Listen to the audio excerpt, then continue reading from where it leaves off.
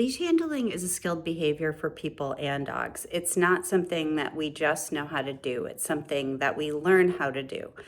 So when we're thinking about dog training, we are thinking about creating information that's shared between us and the dog. So we both know what we're talking about, and what we're talking about is the same thing. So what we're thinking about teaching the dog about when we're thinking about being on the leash is tension, the presence or absence of tension.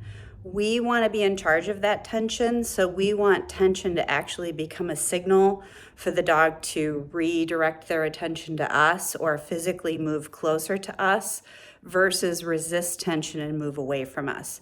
So we're going to think about offering slack as it makes sense. It's pretty fluid.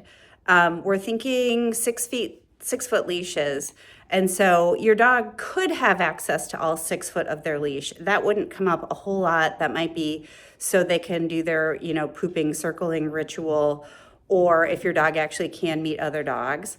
Otherwise, we're talking about limiting leash to some degree to help our dogs do their best.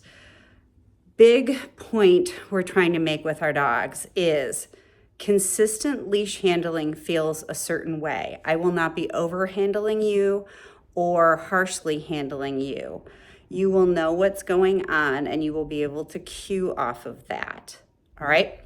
So based on the height of my dog,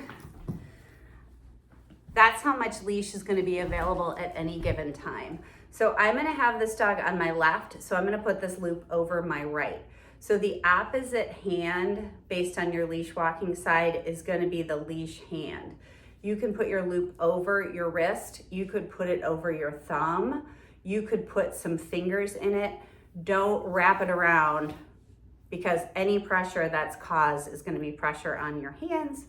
Not great.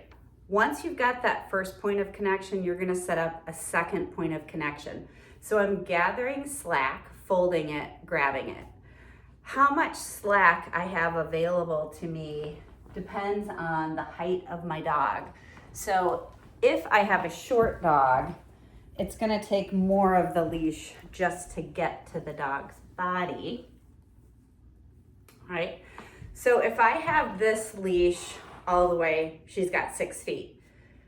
If I take up a third, fold it, grab it, and bring it to my core, now I've got a third, she's got 2/3. There's a lot of slack here, and ultimately I'm teaching my dog to move in that slack and maintain the slack. But that's my goal is to have slack in general. I could also make this shorter by halving it, okay? So now my dog has, 3 feet of leash, I've got 3 feet. This leash hand is always at my core, and I can still maintain slack, all right? The last position I need for my dog is a quick, short grip. So now I am very close to the dog. If your dog is on a collar, you're on the collar. If the dog is on the harness, you're short on the back. But your dog only has a couple of inches. And I'm in a sweet talker. Come on, let's go. Yeah, good girl. So I want my dog to be familiar with me going low on their collar or harness, on their leash really, and me hustling them. So I'm going to talk in a sweet voice. If I have dogs who are really going to put on the brakes and say, no way, this has happened before, I didn't like what went down, what I'm going to do is I'm going to go low on their leash with one hand, and the other hand is going to put something very delicious in front of their nose. And so you're going to be sort of pulling on them on a short leash as you lure them. And at first, look for maybe an inch or two. So for dogs who have to be convinced that this is safe, you're going to go slow, you're going to use a lure, you're going to be like super cheerleading squad.